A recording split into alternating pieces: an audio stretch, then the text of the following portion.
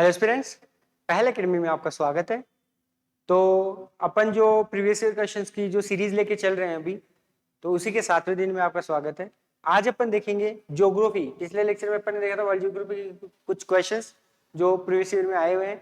आज अपन world geography का ही अगला एक लेक्चर लेके आए हैं, जिसमें कुछ मैपिंग से जुड़े हुए और बेसिक क्वेश्चंस देखेंगे, जिससे आपको आइडिया हो जाएगा कि आपके जब आप वर्ल्ड ज्योग्राफी वाला पार्ट पढ़ रहे हो सिलेबस में, तो आपको किस हिसाब से आपकी पढ़ाई को जारी रखना है और किस हिसाब के क्वेश्चंस आरपीएससी पूछ सकती है। तो उसी सीरीज में देखो, ये क्वेश्चन है, ये प्रीवियस ईयर क्वेश्चन है, पूछा हुआ क्वेश्चन है आरएएस में। ठीक है, तो निम्नलिखित में से कौन सा अंतरराष्ट्रीय जलमार्ग का परिचालन जलपाश पद्धति से यहाँ मतलब है लोक सिस्टम, कौन सा लोक सिस्टम द्वारा किया जाता है। तो आपके सामने अभी कुछ मेजर कैनाल्स दी गई है। ठीक है, तो क्वेश्चन ये पूछ रहा है कि इनमें से कौन सी कैनाल है, कौन सी नहर है जिसका संचालन जलपास या लोक सिस्टम से किया जाता है। तो ऑप्शन देख लेते हैं अपन, स्वेज नहर, ठीक है, ऑप्शन बी राइन नदी, ऑप्शन सी डेन्यूब नदी और ऑप्शन डी पनामा नहर। देखो यहां पे आपका सही उत्तर हो जाएगा पनामा नहर। उससे पहले मैं आपको समझा देता हूं लोक सिस्टम क्या होता है। देखो लोक सिस्टम में क्या होता है कि कोई भी नहर है या वाटर चैनल है, अब उसमें वाटर लेवल इतना ज्यादा नहीं है कि बड़े नाव वहां से आवागमन कर सके, तो लोक सिस्टम के थ्रू क्या करते हैं, चैम्बर्स के थ्रू नहर में पानी छोड़ा जाता है, जिसके कारण वो वाटर लेवल बढ़ जाता है, राइज कर जाता है। तो वाटर लेवल जब राइज कर जाएगा तो फिर बड़े नाव भी आसानी से वहां से आवागमन कर सकते हैं। चलो आगे चलते हैं, अगला क्वेश्चन। उससे पहले पनामा नहर के बारे में देख लेते हैं। देखो पनामा नहर उत्तरी अमेरिका और दक्षिणी अमेरिका के बीच में, पनामा एक कंट्री है, वहां पे आर्टिफिशियल कैनाल है, मानव निर्मित नहर है। इसको पनामा जल संधि भी कहते हैं। पिछले लेक्चर में मैंने बताया था किसको जल संधि कहते हैं, जो बड़े जल के मतलब जल के भागों को कनेक्ट करे, जैसे बड़े ओशियंस को कनेक्ट करे, उसको जल संधि कहते हैं। तो पनामा जल संधि किसको कनेक्ट करती है, एक तो कैरेबियन सागर या अटलांटिक सागर को प्रशांत महासागर से। ठीक है, लोकेशन अपन देख लेते हैं। देखो पहले क्या होता था, उत्तरी अमेरिका से अगर इस किनारे से किसी को इस किनारे आना था, सैन फ्रांसिस्को से न्यूयॉर्क आना होता था, तो उनको पूरा साउथ अमेरिका घूम के 21,000 किलोमीटर की दूरी तय करनी पड़ती थी। पनामा नहर बनने के कारण फिर जो शिप थे बड़े बड़े भी, उनको मात्र 8,000 किलोमीटर की दूरी तय करनी पड़ती थी। तो इस प्रकार लगभग 13,000 किलोमीटर की दूरी रिड्यूस हो गई। ठीक है, आगे चलते हैं। निम्नलिखित में से कौन सा एक सुमेलित नहीं है। मैचिंग वाला क्वेश्चन है, आपको देखना है कि इनमें से कौन सा सही मैच नहीं है। Finland Helsinki, Bolivia La Paz, Ethiopia Lusaka और यूक्रेन कीव। जैसा कि आप देख सकते हो यहां पे आपसे क्या पूछा है, एक कंट्री का नाम दे दिया और उसकी कैपिटल दे दी। तो फिनलैंड की हेलसिंकी सही है, बोलिविया की लापाज बिल्कुल सही है, यूक्रेन की कीव, यूक्रेन काफी चर्चा में भी है इस वक्त, यूक्रेन रशिया वॉर चल रहा है, तो यूक्रेन की कीव राजधानी सही है। तो क्वेश्चन यहाँ पे जो इसका सही उत्तर आ जाएगा वो आ जाएगा सी। इथियोपिया की राजधानी लुसाका नहीं है, इथियोपिया की राजधानी है आदिस अबाबा। कौन सी है, आदिस अबाबा। तो ये उसका सही उत्तर हो जाएगा, ऑप्शन सी इसमें करेक्टली मैच नहीं है। अगले क्वेश्चन पे चलते हैं। दो नदियों के नाम है सर और आमू। ठीक है, आरपीएससी का प्रीवियस ईयर का क्वेश्चन है, पूछा हुआ क्वेश्चन है, सर और आमू नदियां गिरती है। देखो कोई भी नदी होती है ना, वो ओरिजिनेट होती है, फिर वहां से जाके वो किसी बड़ी वाटर बॉडी या स्थल के किसी भाग में जाके लीन हो जाती है। तो ये बोल रहा है कि सर और आमू नाम की दो नदियां, वो कहां जाके ड्रेन होती है। ठीक है, ऑप्शन है कैस्पियन सागर में, इन द कैस्पियन सी, काला सागर इन ब्लैक सी, बाल्टिक सागर में इन बाल्टिक सी, एंड अरल सागर अरल सी। तो इसका सही उत्तर हो जाएगा अरल सागर। जो सर और आमू नदियां हैं वो अरल सागर में जाके गिरती है। ठीक है, एक बार करके अपन चारों इनको ऑप्शंस को अच्छे से देख लेते हैं, इनकी लोकेशन और इनकी बॉर्डरिंग कंट्रीज। क्योंकि देखो आरपीसी क्या कर रही है, धीरे धीरे यूपीएससी की तरफ शिफ्ट कर रही है, जो क्वेश्चंस का पैटर्न है वो थोड़ा बदल रहा है। तो अभी रिसेंटली भी जैसे जो यूपीएससी में क्वेश्चन आया था वो आया था ब्लैक सागर को कौन कौन सी कंट्रीज बॉर्डर करती है। तो अपन चारों को एक बार अच्छे से देख लेते हैं। देखो ये आपके सामने इस वक्त है अरल सी। कौन सा? अरल सी, सॉरी ये कैस्पियन सी है, अरल सी उसका सही उत्तर है, लेकिन ध्यान रखना ये है आपका कैस्पियन सी। कैस्पियन सी को अगर बॉर्डर करने की बात करें अपन, ठीक है, तो देखो इस तरफ कजाकिस्तान, इधर तुर्कमेनिस्तान, इधर ईरान, इधर अजरबैजान और इधर रशिया। इसकी एक सिंपल सी ट्रिक है, KIRAT, कीरत, या फिर कुछ लोग इसको ऐसे याद करते हैं TARIK, तारीख। बहुत ही इजी ट्रिक है।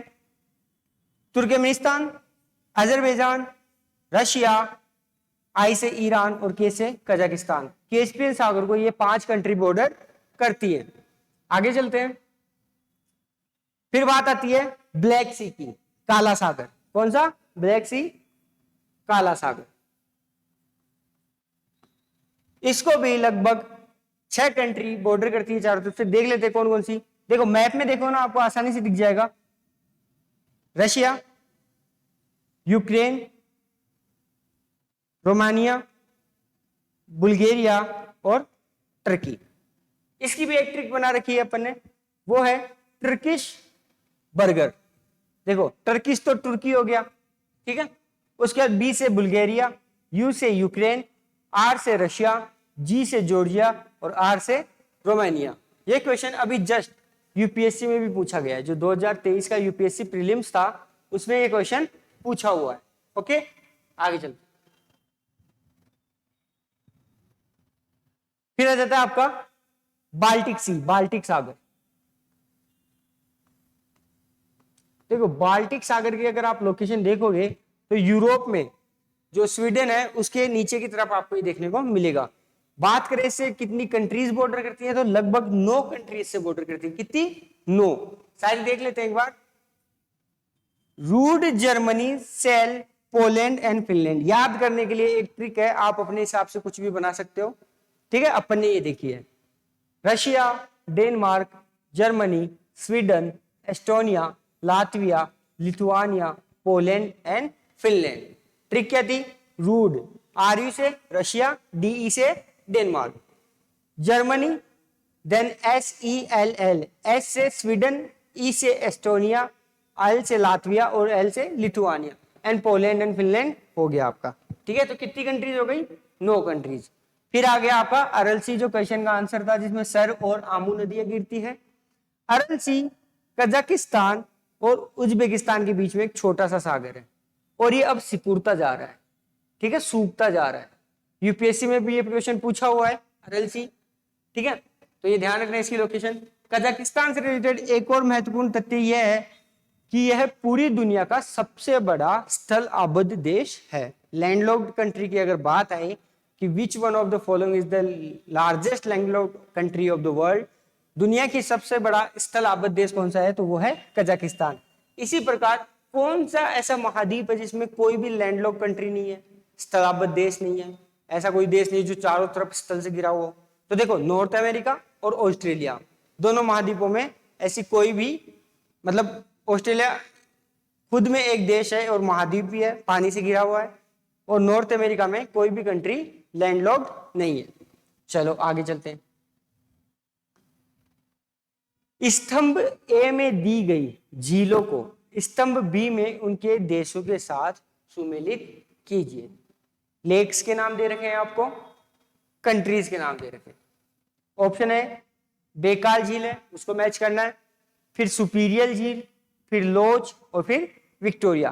देखो बेकाल की अगर अपन बात करें तो अभी RAS जो 2021 का प्रीलिम्स था उसमें पूछा हुआ क्वेश्चन है ये, ठीक है।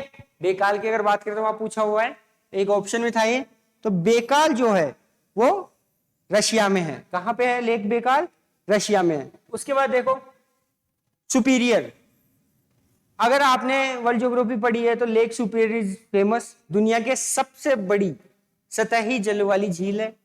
उत्तरी अमेरिका की जो 5 महान झीलें हैं, 5 ग्रेट लेक्स, जिनको फिंगर लेक्स भी बोलते हैं, उनमें से एक है, उनमें भी सबसे बड़ी है। तो लेक सुपीरियर अपन को पता है कहां पे है, कनाडा और अमेरिका के बॉर्डर के बीच में। ठीक है, उसके बाद आ जाओ विक्टोरिया, ये आपकी युगांडा और तंजानिया में उनके बॉर्डर बनाती है। फिर लोच लोमंड, ये स्कॉटलैंड की एक झील है। तो मैच द फॉलोइंग देख लेते हैं अपन। देखो वहां पे आपके सामने ऑप्शन है, बेकाल हो गया रशिया, तो एक में डी, 1 में डी, देखो ये रहा। केवल एक ऑप्शन है जिसमें 1 में डी है, तो आंसर तो आपका सीधा इसी से आ गया। ठीक है, चलो आगे, तो इसका सही उत्तर हो जाएगा ऑप्शन सी। ठीक है, आगे चलते हैं। बेकाल लेक दुनिया की सबसे गहरी झीलों में से एक है, जो मंगोलियाई सीमा के उत्तर में रूस के साइबेरिया के पहाड़ी क्षेत्र में स्थित है।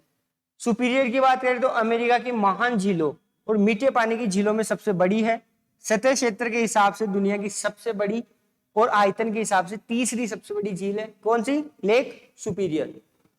उसके बाद विक्टोरिया, युगांडा, केन्या और तंजानिया की सीमा पर स्थित है। दुनिया की सबसे बड़ी उष्णकटिबंधीय झील है, दुनिया की सबसे बड़ी उष्णकटिबंधीय झील। देखो उष्णकटिबंधीय से यहाँ तात्पर्य है कि 23-23.5 डिग्री नॉर्थ और 23.5 डिग्री साउथ, मतलब कर्क रेखा और मकर रेखा के बीच जितनी झीलें स्थित है उनमें सबसे बड़ी कौन सी है? Lake Victoria. ये ध्यान रखना आप, क्योंकि जो सुपीरियर है वो थोड़ा और नॉर्थ में आ जाती है। चलो आगे चलते हैं। ये आप देखो यहाँ पे आपके सामने जो इस वक्त ये है 5 महान झीलें, 5 great lakes of United States of, sorry North America, United States of America की नहीं कह सकते। इन 5 लेकों की खास बात है ये इंटरकनेक्टेड है। दूसरा, इनमें सबसे बड़ी है लेक सुपीरियर, ठीक है, और सबसे छोटी है लेक ईरी। सारी लेक्स यूएसए और कनाडा का बॉर्डर बनाती है, एक को छोड़ के lake Michigan. Lake Michigan completely USA के अंदर आती है। कहां पे आती है? यूएसए के अंदर। 5 नाम देख लेते हैं 5 ग्रेट लेक्स के, पूछ सकता है। सुपीरियर झील, मिशिगन, ह्यूरॉन, लेक ईरी और ओंटेरियो। ट्रिक है HOMES, Huron, Ontario, Michigan, eerie और सुपीरियर। याद कर लेना प्लीज, ठीक है। आगे चलते हैं। निम्नलिखित में से कौन सा युग्म सही सुमेलित है? तो देखो अभी जस्ट अपन ने पीछे क्वेश्चन किया था कि इनमें से कौन सा सही सुमेलित नहीं है। इस प्रकार इस बार भी क्वेश्चन है तो मैचिंग का, लेकिन पूछा है कि सही सुमेलित है, ठीक है, सही पूछा है इस बार, तो ध्यान रखना। अटाकामा रेगिस्तान दक्षिणी अमेरिका, कालाहारी रेगिस्तान अफ्रीका और पैटागोनियन रेगिस्तान अर्जेंटीना। तो तीनों में से कौन कौन से सही मैच है?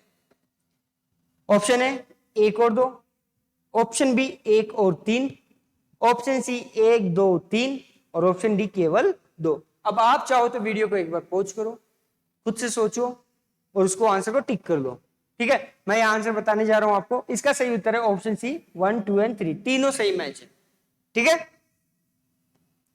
तो देखो उत्तरी अमेरिका के कुछ प्रमुख मरुस्थल देख लेते हैं अपन, कुछ कंटिनेंट्स के। उत्तरी अमेरिका के प्रमुख मरुस्थलों की बात करें तो ग्रेट बेसिन मरुस्थल, ये सारे मरुस्थल कहां स्थित है जो मैं बताने जा रहा हूं? उत्तरी अमेरिका में। ग्रेट बेसिन मरुस्थल, ग्रेट बेसिन डेजर्ट, मोजावे या मोहावे डेजर्ट, ये भी उत्तरी अमेरिका में स्थित है। देन सोनोरन डेजर्ट, सोनोरन मरुस्थल, ये भी कहां पे स्थित है? उत्तरी अमेरिका में। उसके बाद चिहुआहुआ, ये कहां स्थित है? ये भी उत्तरी अमेरिका में। दक्षिणी अमेरिका के रेगिस्तान की बात करें तो 2 मेजर है, एक अटागामा और एक पेटागोनियन डेजर्ट। अटागामा और पेटागोनियन डेजर्ट कहां पे है? दक्षिणी अमेरिका महाद्वीप में। अफ्रीका के कुछ मरुस्थलों की अगर अपन बात करें तो सहारा, दुनिया का सबसे बड़ा गर्म मरुस्थल, दुनिया का सबसे बड़ा गर्म मरुस्थल। अगर ठंडे मरुस्थल की बात करें तो कौन सा है? अंटार्कटिका, ठीक है। और वैसे ओवरऑल भी सबसे बड़ा मरुस्थल कौन सा है? अंटार्कटिका। कालाहारी मरुस्थल और नामिब डेजर्ट, ठीक है। आगे चलते। अब देखो फिर से मैच द फॉलोइंग वाला क्वेश्चन आपके पास। निम्नलिखित पठारों को उनके महाद्वीपों के साथ सुमेलित करो। तो जब आप सिलेबस देखोगे वहां पे लिखा हुआ है कि प्रमुख दुनिया की भू आकृतियां, तो उनमें पठार भी आते हैं। तो देखो, कोलंबियन प्लेट्यू, कोलंबिया का पठार, बोलिविया पठार, सेंट्रल मासिव पठार और यूनान का पठार। बात करें अगर अपन कोलंबिया के पठार की, कोलंबिया के पठार की बात करें तो कहां पे है ये? देखो इधर ऑप्शन देख लो पहले, एशिया, यूरोप, दक्षिणी अमेरिका और उत्तरी अमेरिका। तो कोलंबिया का पठार है आपका उत्तरी अमेरिका में, तो इसमें आ गया 4। फिर आता है बोलिविया प्लेट्यू। बोलिविया प्लेट्यू की अगर बात करें तो ये है, देखो दक्षिणी अमेरिका में बोलिविया एक कंट्री भी है, तो बोलिविया प्लेट्यू हो गया दक्षिणी अमेरिका में, इसमें आ गया 3। इसके साथ ही एक और फैक्ट मैं आपको बता देता हूं, अभी अपन ने बात करी थी लैंडलॉक्ड कंट्रीज की, स्थलाबद्ध देशों की। तो दक्षिण अमेरिका में 2 देश है जो लैंडलॉक्ड है, बोलिविया और पेरू, बीपी, याद रखना जरूर। ओके, चलो आगे चलते हैं। फिर आता है आपका सेंट्रल मासिव पठार। सेंट्रल मासिव पठार ये है आपका यूरोप में, कहां पे है? यूरोप में। और फिर बच जाता है आपका यूनान पठार जो कि आपका है एशिया में। तो ऑप्शन देख लो, 4, 3, 2 एंड 1। तो आपका सही उत्तर हो जाएगा इसका ऑप्शन सी। कौन सा हो जाएगा इसका सही उत्तर? आपका ऑप्शन सी। चलो आगे चलते हैं। अब विश्व के कुछ प्रमुख पठार देख लेते हैं अपन। ग्रीनलैंड का पठार ग्रीनलैंड में स्थित है। एशिया माइनर तुर्की में है, नाम ध्यान रखना, नाम इसका एशिया माइनर है। कौन सी कंट्री में स्थित है ये पठार?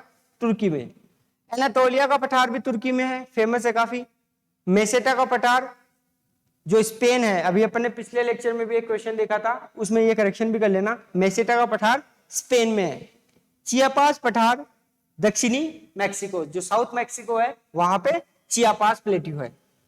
उसके बाद Alaska America, Columbia plateau America, great basin is also in America और Colorado is also in America. ये 4 आपके पठार यूएसए में स्थित है। ठीक है,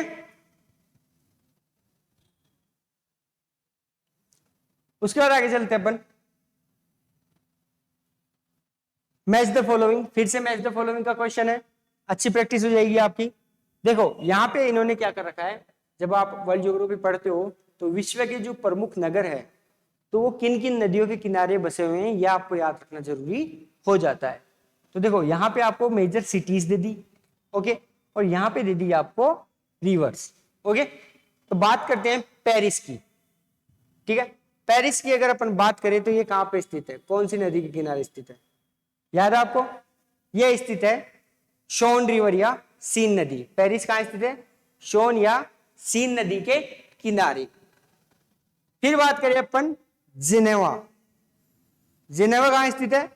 रोन रिवर, एक नदी है रोन, उसके किनारे स्थित है जिनेवा। तो एक में हो गया 4, बी में हो गया 2। मैच द फॉलोइंग करना है तो उधर ऑप्शन देखो, ए में 4, बी में 2, ऑप्शन ए सही हो गया यहीं पे आपका। लेकिन आगे देखते हैं अपन। फिर आ गया बोन, एक बोन कन्वेंशन भी है, एनवायरमेंट में आता है, माइग्रेटरी जो बर्ड स्पीसीज होते हैं उनसे रिलेटेड है।